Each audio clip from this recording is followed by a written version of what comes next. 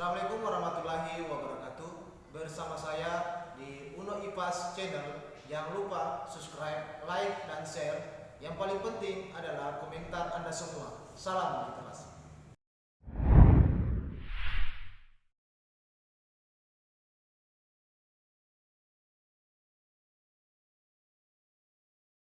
Assalamualaikum warahmatullahi wabarakatuh. Perkenalkan, nama saya Miftahul Khairat, kelas 10 MIPA 3 SMA Negeri 1 Kode OH.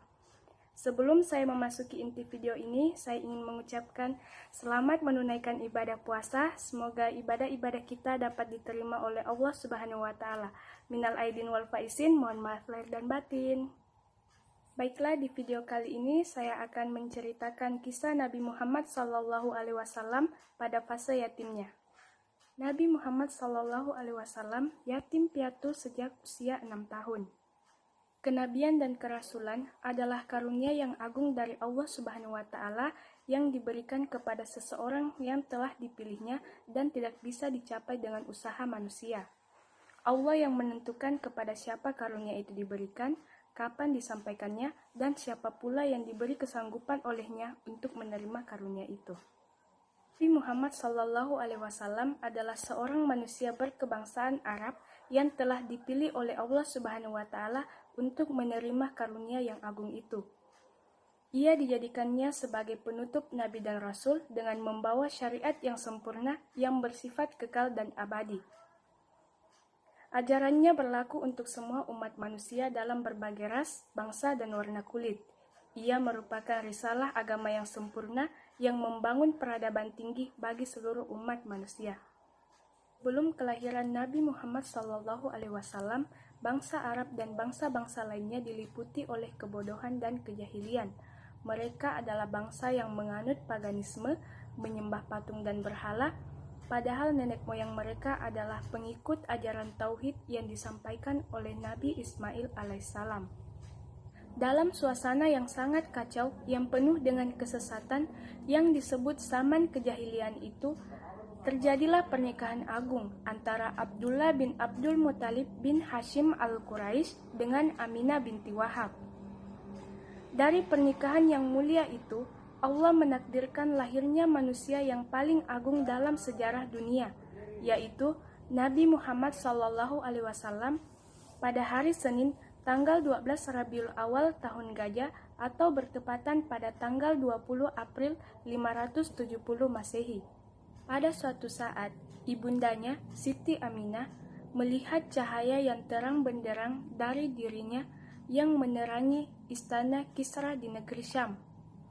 Ayah Nabi Muhammad SAW, Sayyid Abdullah bin Abdul Muthalib, meninggal dunia ketika Nabi Muhammad SAW masih berada dalam kandungan ibunya. Beberapa bulan setelah itu, berbahagialah Syaidah Aminah, ibunda Nabi Muhammad SAW, dan Abdul Muthalib kakeknya, atas kelahirannya yang diberi nama Muhammad, karena ia akan menjadi orang yang sangat terpuji di masa yang akan datang. Inilah manusia yang paling agung dan yang paling berpengaruh dalam sejarah kemanusiaan. Petunjuk telah lahir dan alam pun menjadi terang bercahaya. Saman menyambut kelahirannya dengan senyum ceria. Muhammad kecil dipelihara oleh ibunya dan kemudian disusukan oleh Halimah al-Sa'diyah kaum Bani Sa'ad dari Bani Zuhrah sampai susuannya berakhir. Kemudian kembali ke pangkuan ibundanya atas tanggungan kakeknya Abdul Muthalib. Ketika umur beliau mencapai usia 6 tahun, ketika ia mulai menanyakan ayahnya kepada ibundanya yang amat dicintainya, sampailah informasi tentang kewafatan ayahnya ketika ia masih berada dalam kandungan ibunya. Maka ia pun sadar bahwa dirinya adalah anak yatim. Pada usia itu, beliau diajak ibundanya Aminah untuk berziarah ke Yastrib, mengunjungi saudara-saudara kakeknya dari keluarga Najjar. Sampai di Madinah, Muhammad kecil diajak berziarah ke suatu rumah tempat ayahnya dahulu meninggal, serta berziarah ke kuburan ayahnya. Suasana itu begitu berat dan mengharukan, apalagi bagi Muhammad kecil yang telah menjadi yatim. Setelah beberapa lama tinggal di Madinah, Aminah, Muhammad, dan Ummu Aiman bersiap-siap untuk pulang ke Makkah. Dalam perjalanan pulang, ketika ia sampai di kampung Abwah, Ibunda Aminah merasa sakit, yang kemudian meninggal dunia dan dikuburkan di tempat itu juga. Muhammad kecil kembali menghadapi cobaan yang begitu berat. Ibarat luka yang belum sembuh akibat ditinggal ayahandanya, kini tergores luka baru dengan wafatnya ibunda yang sangat dicintainya. Muhammad kini menjadi anak yatim dan piatu dalam usia 6 tahun. Kemudian Ummu Aiman mengajaknya pulang ke Makkah. Anak itu pulang sambil menangis dengan hati yang perih, hidup sebatang kara. Baru beberapa hari yang lalu, ia menyaksikan tempat ayahnya wafat dan kuburan ayahnya. Kini ia melihat sendiri di hadapannya, ibundanya pergi, wafat tidak kembali untuk selama-lamanya.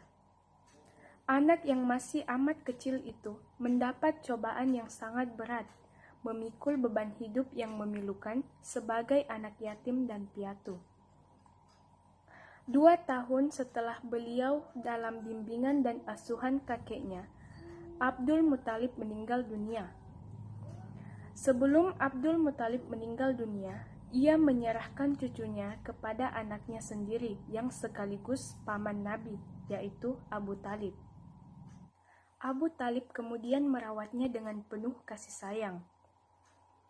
Ketika di Makkah, Muhammad kecil dipelihara oleh kakeknya, Abdul Muthalib. Kakeknya sangat mencintainya. Ia memeliharanya dengan penuh kasih sayang. Sungguh pun demikian, peristiwa sedih sebagai anak yatim piatu itu bekasnya masih mendalam sekali pada jiwanya. Sehingga di dalam Al-Quran disebutkan, bukankah dia mendapatimu sebagai yatim, lalu dia melindungimu? Quran Surah Ad-Duha 93 ayat 6. Sekian cerita dari saya, semoga bermanfaat untuk teman-teman semua. Terima kasih telah menonton video saya. Wassalamualaikum warahmatullahi wabarakatuh.